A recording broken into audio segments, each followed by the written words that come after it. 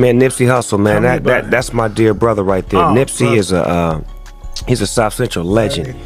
He was a businessman. He was a leader, a teacher, a father, an entrepreneur. It's a real honor to be able to appear here and show love on behalf of my friend, my brother, a great man, a great leader, a great father, a great teacher, and a great friend, Nipsey Hussle. He was a young man that just really had vision out of this world, so his legacy definitely will live on. You know, it's tragic that his death came at such an untimely, time in this world, but we understand that when God calls on you, it's his time. Shook the courtroom with a revelation that's got everyone talking. What he said about Lauren London is exactly what the streets have been whispering for years, and it's clear he's not buying her version of events surrounding Nipsey Hussle's death. With Lauren already named in the trial and possibly being called to testify, the truth may finally surface. According to reports, Snoop's testimony isn't just about Diddy. He directly called out Lauren, suggesting she played a quiet but pivotal role in the chain of events that led to Nipsey's tragic end. This bombshell is now echoing throughout the Diddy trial. But to understand the weight of Snoop's words, you have to know how deep his bond with Nipsey ran. This wasn't some industry friendship. Snoop openly called Nipsey the new Snoop, and that wasn't just talk. They shared more than music. They were brothers in spirit, united by a mission to uplift their communities. From Crenshaw to Long Beach, their connection was real and rooted in purpose. They collaborated on tracks like Upside Down and Gangsta's Life, delivering raw West Coast energy, and Snoop even revealed that Nipsey wrote 10 Toes Down for his 2016 Kool-Aid album, a major nod to Nipsey's lyrical power. And when Nipsey declined to portray Snoop in Straight Outta Compton because he wanted to be himself, not a replica, Snoop respected him even more for staying true to his identity. So when Snoop speaks on what really happened, it's not coming from a place of gossip. It's coming from someone who was close enough to know the truth. Cool. What is something that you learned from Nip? Be you. This the G'est shit he ever did. They was doing Straight Outta Compton movie, right? So Dr. Dre, Ice Cube, all them calling me. Man, we trying to get Nip to play you in Straight Outta Compton. He ain't getting back to us. All right, let me holler at the little homie. Boom, I hit him up, Nip. Let me holler at you, pull up on me. He come over to the spot. God, they want you to play me in the Straight Outta Compton movie. I'm happy as a motherfucker to tell him. He like, no disrespect, big homie, but I can't play you in the movie because then people gonna just know me for being you. I gotta be me. And when they sat down on GGN, chopping it up about music, community, and their visions for the youth, the brotherhood between them was undeniable. Every word, every laugh, every shared dream made it clear their bond ran deep. The first place I seen it at. Oh yeah, that's the unauthorized. We ain't gonna promote that one. So where the store at right now? No, it's on Crenshaw and Slauson. It's on the southwest corner of Crenshaw and Slauson. We got two stores. We got the clothing store and then we got a cell phone shop next door to it. And really, my brother was responsible for that. I gotta give him the credit. Hustler, right? Yeah, exactly. When Nipsey Hussle was tragically gunned down in 2019, it hit Snoop Dogg hard. He didn't just lose a fellow rapper, he lost a brother. At Nipsey's memorial, Snoop took the stage and laid it all bare. His eulogy was raw, heartfelt, and painfully real, capturing the deep love and respect he had for Nip. It's a real honor to be able to appear here and to show love on behalf of my friend, my brother, a great man, a great leader, a great father, a great teacher, and a great friend, Nipsey Hussle. He spoke about how Nipsey wasn't just a friend, he was family. A kindred spirit who walked the same path, chased the same dreams, and fought the same fight for their community. Long story short, we ended up connecting, we ended up making music together, we ended up making a brotherhood, we ended up creating a bond, we created something that was special. And through it all, Snoop stayed loyal. When the rumors started swirling and false narratives tried to smear Nipsey's name, Snoop didn't sit back. He clapped back hard. Whether it was on social media, in interviews, or through his music, he wasn't about to let anyone tarnish his brother's legacy. We saw that loyalty loud and clear when he dropped Nipsey Blue, a heartfelt tribute released on what would have been Nip's 35th birthday. But Snoop never felt at peace with how Nipsey was taken out. He's long believed there was more to the story than just Big U, and that's where Lauren London re-enters the conversation. According to new court leaks, Snoop may have kept his true thoughts quiet. Until now. He reportedly believes that powerful players behind Nipsey's murder are still protected, and he's hinting that Lauren knew more than she ever let on. With Diddy's trial heating up, Snoop's testimony could blow the lid off, potentially revealing serious truths about Lauren's alleged ties to the case. If you've been following the whispers, you've likely heard the rumors that Lauren might have been entangled in the events that led to Nipsey's death. People aren't buying the narrative of a random, tragic hit anymore. There's growing talk that it was a calculated move. Nipsey wasn't just another rapper chasing fame. He was rising fast, building independently, and shifting power in ways that made some big players uncomfortable. On March 31st, 2019, at just 33 years old, Nipsey was gunned down in broad daylight, hit with at least 10 bullets outside his Marathon store. Eric Holder was arrested and later sentenced to 60 years, but for many, the case still feels far from closed. 60 years to life in prison. This coming here on this Wednesday out of Los Angeles. Of course, this is a live look in the courtroom right now. The Superior Court judge handed out the sentence to Eric R. Holder, who was found guilty of the 2019 first-degree murder of the 33-year-old Grammy-nominated hip-hop artist outside the clothing store Hustle, founded in South Los Angeles, the neighborhood where both men grew up. But the streets have been talking, and the word is that Eric Holder was just the trigger man, a pawn in a much bigger game. The real mastermind? Someone operating behind the scenes, pulling strings in the shadows. And guess whose name keeps surfacing? Diddy. Rumors say he wasn't acting alone. He allegedly had someone on the inside, someone close to Nipsey, feeding him information. Someone no one would ever suspect. Now, all eyes are turning toward Lauren London, Nipsey's own partner. Yeah, it sounds wild, but Jaguar didn't hold back. She straight up claimed that Lauren was the one who introduced Nipsey to Diddy in the first place. Diddy. Hook up with the biggest rapper at the time. Everything's great. By the way, isn't she? Lauren is the one that introduced Nip to Diddy. Diddy couldn't even get to Nip, even though he had ties in L.A. And Nipsey confirmed it himself during his interview on The Breakfast Club. He said it plain and clear. Lauren was the one who brought him to Puff. No, I'm saying Lauren introduced me to Puff. Oh, got you. I mean, I knew Puff, but it was more of a personal relationship after, Now people are starting to ask the real questions. Was Lauren London just Nipsey's girlfriend? Or was she Diddy's inside woman all along? There's a growing belief that she may have been planted to keep tabs on Nip, monitor his moves, and maybe even influence his decisions. And now, Snoop Dogg is allegedly backing that theory.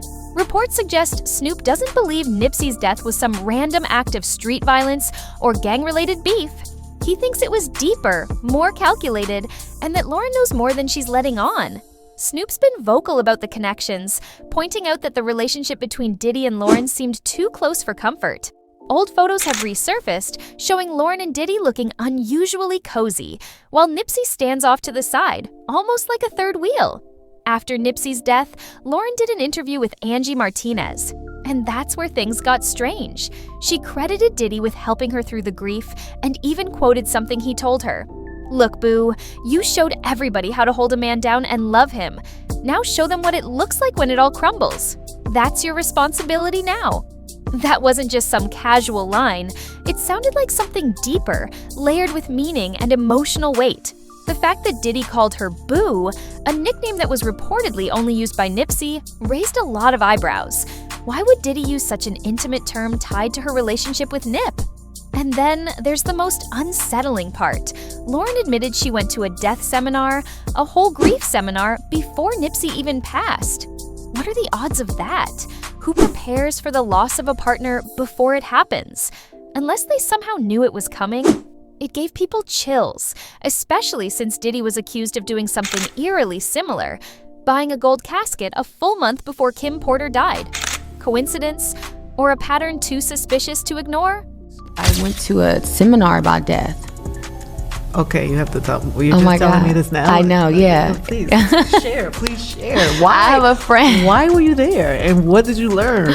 I learned that no one really dies, and that, it's just an experience in the physical form and we're attached to our personalities, but that we're just souls and that we continue and continue and continue. And if you have a spiritual relationship with someone on earth, you will have one with them when you leave earth. So I did this like 2-day seminar on death. So And this was how long ago? I had to be like 25. What sent you there? Do you find that weird though? I'm weird. No, it's not weird that you would go. It's almost like you were preparing yourself for what you would have to Well, deal I told with. you I didn't have such a connection to earth at a young age. I know, but you don't find that as like you were preparing yourself for what you were going to have to deal with. But that we're all gonna have to deal with. Word is, Nipsey wasn't plugged into the industry like that. He was a lone wolf, building his empire on his own terms. But Lauren, she had deep connections and serious access. And once she brought Nip into Diddy's circle, everything changed. Puff started getting deeply involved in Nipsey's career, even lending a hand with Victory Lap, the album that became Nip's biggest and most iconic project. You know what I'm saying? Like, Nip had no ego. So, you know what I'm saying? Like Nip came to me and said, I want you to mentor me. You know, I want to get into real estate. I want you to teach me all your, you know what I mean, like your business secrets. You know what I'm saying? I was like, whenever you got questions, pull up. And then on his last album, people do not know this. Somebody tried to jerk me, but I fixed it. I actually am one of the executive producers of Nipsey Hussle's last album. Victory Lap. Yeah, Victory Lap. So a lot of people don't know this. We got them to change it in Wikipedia. Somebody over at the label tried to leave my name out, but he came to me and said, I want you to be a part of helping me finish up this album. And so I was a part of not just the records I was on with him on his last album. He was like, yo, I'm a big fan of like Life After Death. Gene Deal, Diddy's former bodyguard, revealed that Nipsey asked Diddy to shape Victory Lap to have the same impact as Biggie's Life After Death, the iconic album that dropped shortly after Biggie was tragically killed. Now, you taking a spiritual person who's asking for something. He said, I wanted that same feel as Life After Death. That same feel was that Biggie got, and he went on to sell about 10 million albums or 10 million copies. I was saying, you gotta watch what you say to demons, because it just might come true. According to Gene, that was Nipsey's biggest mistake. Once Diddy got involved, he dug his hooks in deep, and allegedly, that's when the plan to bring Nipsey down began. Now, with Snoop reportedly set to testify, people are paying close attention because Snoop knew Nipsey better than most. And right in the middle of Diddy's trial, courtroom insiders leaked that Diddy's legal team introduced new evidence involving Lauren London, rumored to be tapes linking her directly to Diddy. Meanwhile, wild rumors are swirling about explosive recordings exposing big-name celebrities caught up in Diddy's shadowy world. Parties, freakouts, illegal deals, scandalous stuff that could drop jaws. You're saying that there's tapes and they're being shopped? Yes, there have been people already shopping. We've heard about the tapes, but yes. the shopping thing is yes, new. there already have been tapes leaking around Hollywood, being shopped around to individuals in Hollywood. Many of those celebrities don't deny attending Diddy's parties, but they're quick to claim they left before things got shady. Yet, the question remains, if it's really that bad, why do they keep showing up year after year? Now, with tapes allegedly linking Lauren to Diddy's inner circle, people are wondering, was she truly loyal to Nipsey, or was she playing both sides? And why is Diddy's team pushing this narrative now? Could it be that as his empire crumbles, Diddy is trying to drag Lauren down with him? Drika, how would you describe Cassie's demeanor when she took the stand today? When she walked in there, Rachel, she had on a brown dress, form-fitting, visibly pregnant, head held high, and did not make any eye contact with the defendant, with Sean Combs. She also was testifying that, these physical threats, one thing that stood out to me that she said was if she made the wrong face, the next thing I knew I was getting hit in the face. And she said he controlled almost every aspect of her life. He gave her essentially busy work, a to-do list, so he would know what she was doing at all times. If he couldn't reach her, he was incessantly texting her until someone went and checked to see where she was. She also said that he controlled her appearance. Sometimes he didn't like her hair, he wanted her to dress sometimes a tomboy.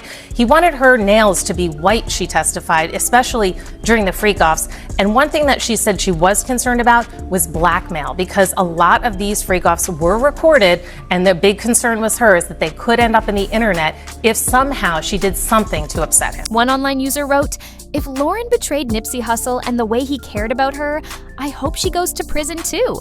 Another said, "Nip didn't need Puff. He was doing it all on his own. He came from the hood with zero help, handling his business perfectly fine until Diddy got involved. Nip wasn't about Hollywood. He stayed clear of all that." Meanwhile, another user added, "I've been screaming this from the start. She's guilty. There was no real emotion when he died. This isn't just a trial anymore.